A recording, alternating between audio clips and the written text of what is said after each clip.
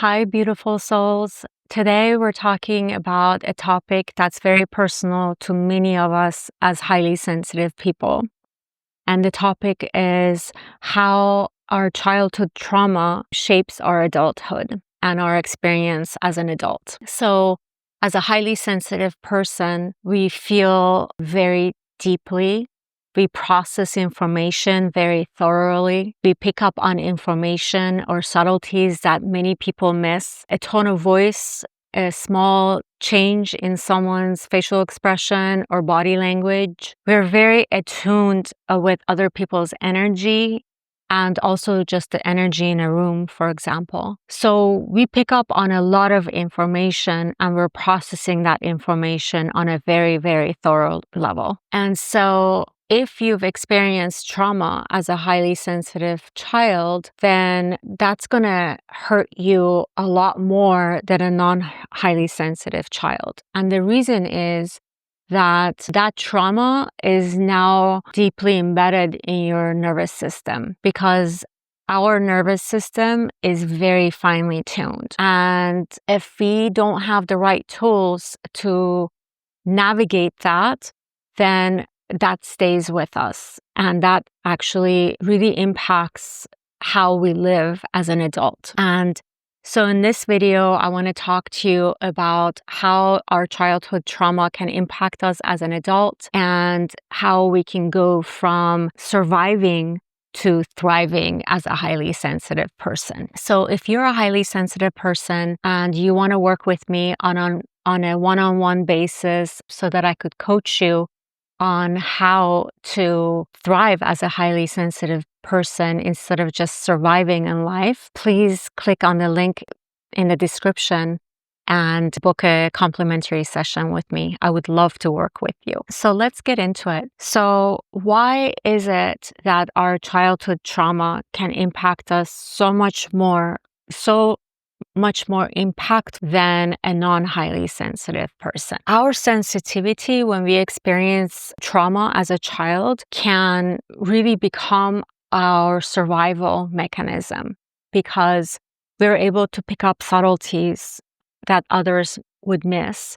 We're able to read the micro expressions in our parents' faces, for example, or our siblings, however the case may be. And then we learn to hold back our needs and not express them because everything is already chaotic and we don't want to rock the boat and we don't want to add to that chaos. We want to try to eliminate it as much as possible because that chaos is very painful for us because we thrive on having a safe and very soothing, very zen environment. And so if our environment is the exact opposite of that, we do our best to try to keep it under control and keep it in that zen mode.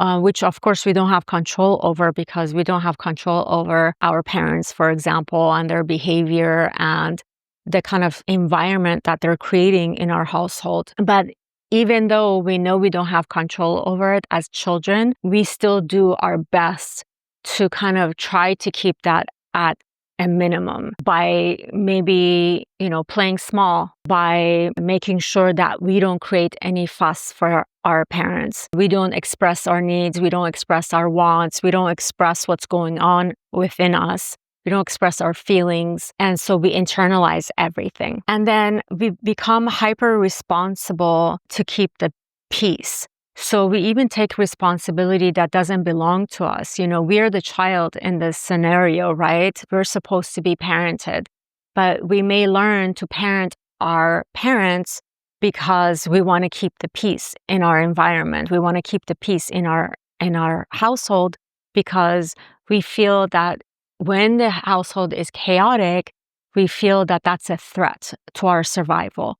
And so that becomes these amazing skills that we have that's inherent in us as a highly sensitive child, we use to our benefit. We use to help us keep the peace in the family or help us keep the chaos at a minimum or at least lessen it a little bit.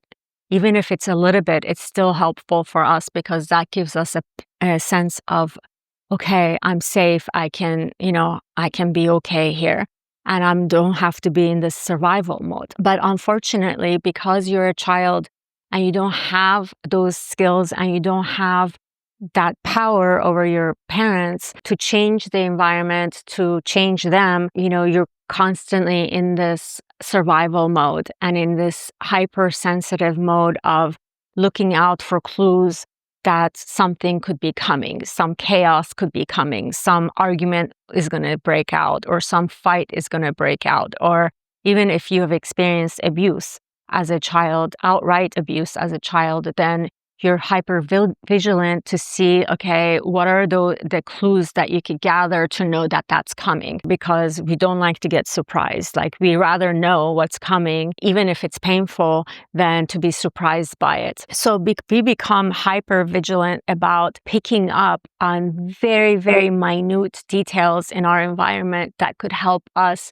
predict what's going to be coming up and how we can lessen that threat for us. So this can really help us in the moment and in feeling more safe in a chaotic environment or even an abusive environment.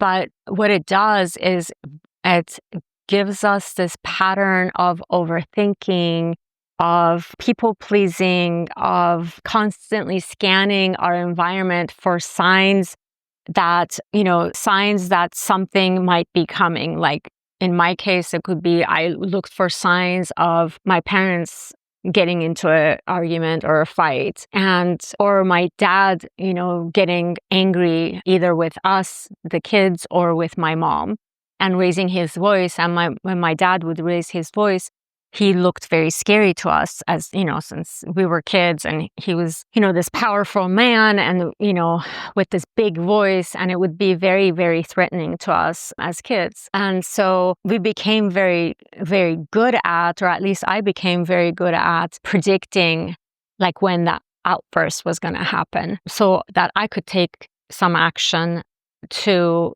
either lessen it for my mom or lessen it for myself, or feel more safe knowing what's coming. But I definitely never wanted to be surprised by it. And that was the worst. If my environment became chaotic and I didn't know that is going to happen, that was even more painful to my nervous system. Anything that is unpredictable that happens, like a surprise that happens to our nervous system, especially when it's a negative surprise, it's really jarring to our nervous system because, again, our nervous system is very finely tuned. We feel things at a very deep level, whether it's joy or sadness, it doesn't matter. Our nervous system doesn't know, it's just an emotion is an emotion, whether it's positive or negative, we feel both emotions at a very, very deep level. So a lot of times also what happens to us is not only do we learn to people please, to not voice our needs and all of that, but we also would start ruminating, right? We would play a conversation in our head, trying to figure out if there's something we could have done differently, or if it's something we did cause that situation. We replayed the scenario in our head a lot, and that becomes something that we get used to doing, and that kind of carries with us as we grow older. And then we also have an intense fear of criticism if that was the experience that we had as a child. If we were criticized a lot, in my case, I was criticized a lot as a child. I was supposed to be this perfect little girl, and I couldn't do anything. I wasn't supposed to make any mistakes. And I needed to be the way my parents wanted me to be. And so I became hyper vigilant about criticism. And so because I tried so hard to be at my best and do the best and be my best as an adult, I learned to do that as well. I learned to become a perfectionist, which is not good. And then if I tried so hard to be at my best, so when someone criticized me, it was very, very painful for me because I was already trying to be my best, and I was at being at my best. So when someone criticized me, it was so hard for me to deal with that criticism, and it really, really pained me, even if that person didn't mean to, even if it was a constructive criticism, but for me, it was extremely painful. So these kind of became our survival mode. And being in this mode, in this survival mode, is very exhausting, especially when there's no sign of danger. Especially when you're constantly in survival mode, even if there is no danger, even when you are safe. So now that we know why this happens, what's the healing path from this childhood trauma? It's not about toughening up. It's not about changing ourselves and not being sensitive. It's about accepting ourselves as highly sensitive people and accepting that that was our reality as a child, that we had a traumatic childhood. And there are some key steps that you can follow to heal yourself and to learn to thrive instead of survive. So the first thing is naming the truth. What is the truth that you lived? It's okay to talk about your childhood trauma. It's okay to be able, in a safe environment. I'm not saying go out and talk about it to everyone that you see. Of course, you want to pick and choose who you are vulnerable with, but it's good to be able to voice what happened to you as a child. And you don't have to go in details if that hurts you. I know a lot of my clients don't want to go and talk about their childhood trauma because they don't want that to resurface, that pain to resurface, and that's understandable.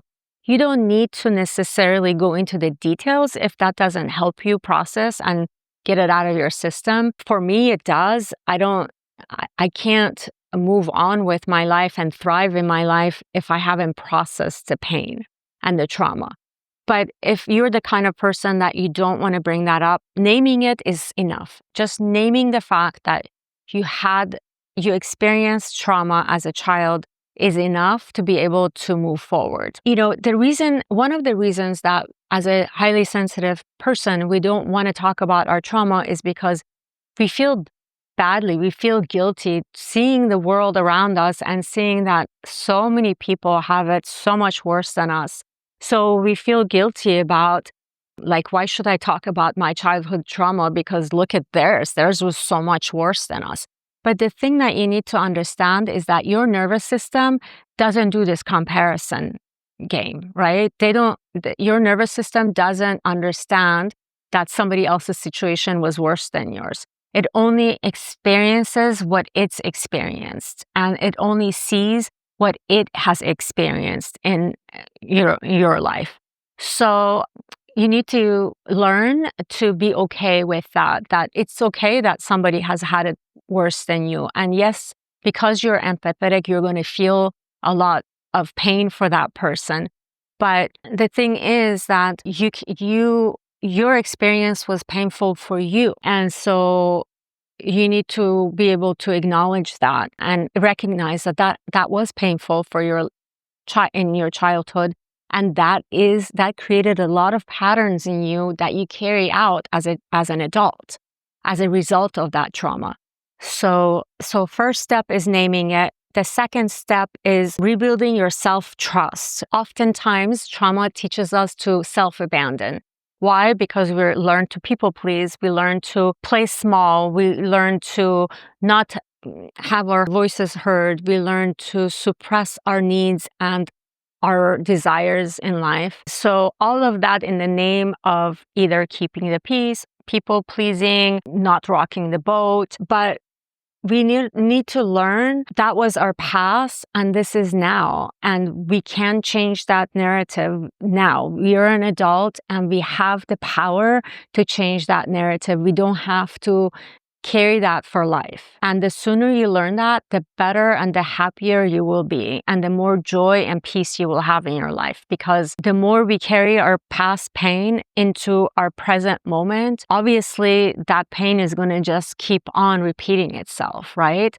So just know that you do have the power to change it. It's not easy, but it is doable. And if you need help. Seek people like myself who understand high sensitivity and can help you and do it in such a way that they're not judging you and they truly understand you because they lived it themselves. Like, I completely understand when someone comes to me and explains their story to me as a highly sensitive person, I get what they're saying to me because I've lived it myself. I've been through that pain myself. So it's very easy for me to relate to what they're saying, to be able to understand their pain, to be able to validate it, and to really acknowledge them and know what they're going through. And not just from some book that I read and, or some schooling that I had that taught me that, but it's from firsthand life experience, which is very different than learning something. And then number 3 is regulating your nervous system. So for us as highly sensitive people, since our nervous system is finely tuned, it's really important for us to regulate on a daily basis. And whether that's through somatic practice, or it's through taking a walk in nature, or whatever it is that helps you regulate your nervous system. For me, that's doing yoga. That's doing restorative yoga specifically. I do both restorative yoga and vinyasa yoga, but the restorative yoga is the one that helps me regulate my nervous system. And I also do a lot of somatic work, like shaking my body, standing on a vibration plate for 10 minutes, even like breathing exercises helps me a lot. But I know a lot of somatic practices that really help me. And I do that on a regular basis. And you do need to do it on a regular basis, otherwise they don't work. And then number 4 is redefining your boundaries as safety. So instead of thinking as, oh my God, if I set my boundaries, then maybe I'll get rejected. Or if I set my boundaries, maybe I'll create a conflict or I'll rock the boat. Redefine that narrative for yourself, that I'm setting my boundaries so that I can be safe in my life, so that I can protect my energy and protect my peace. And that person that I'm setting my boundaries with is now going to be able to create a better relationship with me because they're going to know what my boundaries are. I've expressed it to them. And now if they do abide by my boundaries, they're going to build a stronger relationship with me. And people want to do that. If those people care about you, they want to have a better relationship with you. They don't want you to hold out on them and not tell them what you need from that relationship. So setting your boundaries is really a win-win situation, and it is beneficial to both parties. So just redefine what boundaries mean to you. And number 5, seek support from people who understand you. I talk about this all the time. I tell you that it's important for you to surround yourself with other highly sensitive people.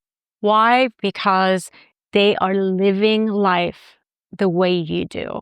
I'm not talking about comparison like verbatim, they're living the same life. No, I'm talking about they experience the world the same way you experience the world. And they will understand you a lot better because they're living that. Of course, if you don't have other highly sensitive people in your life, then you can, maybe seek a professional who does understand that, For example, with me, when I was going through, I experienced several traumas in the past 4 years. I had to seek a psychologist and a psychiatrist and a number of other people who helped me through these traumas that happened to me one after the other, and they're still happening to me. And what happened is I found a therapist that understands high sensitivity.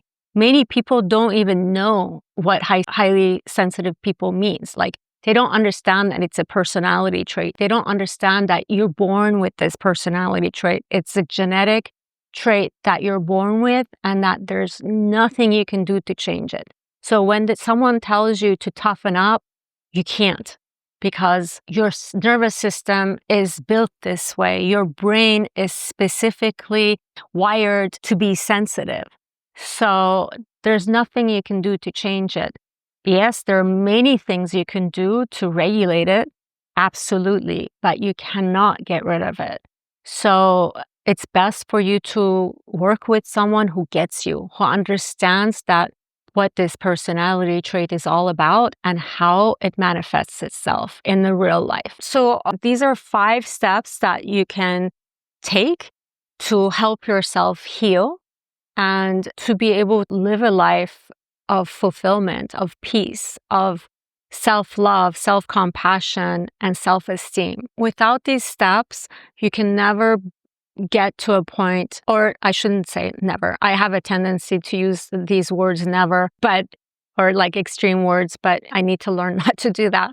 But for the most part, it would be very challenging for you to go from survival mode to thriving in life if you don't take these steps. And, it's hard to have self-esteem if you don't understand your sensitivity and if you don't accept your sensitivity, because there's so much beauty in it. Yes, you get overstimulated. Yes, large crowds would be difficult for you, like overwhelming for you, or loud noise might be, or bright lights might be. There are different stimuli that could have a negative impact on you. But the majority of the traits that you have, the majority of the things that you have as a highly sensitive people are positive. Like, for example, depth of processing. You see things at a very thorough level. That's a huge positive that you're born with. It gives you an advantage in every aspect of your life because you're able to see things that others miss. That's a huge competitive advantage. Your empathy, your ability to create very deep relationships, the people gravitate towards you because they could see that you're a very honest, very compassionate and nurturing person. So these are all amazing gifts that you were born with. You didn't do anything to get them. You were born with these skills. How amazing is that? I mean, if you stop to think about it, there are so many benefits of being highly sensitive. And I hope you take the time to understand that, because it's hard to do that when you're in survival mode, because I've been there, right? With the past 4 years have been the most challenging years of my life. I'm constantly living in survival mode.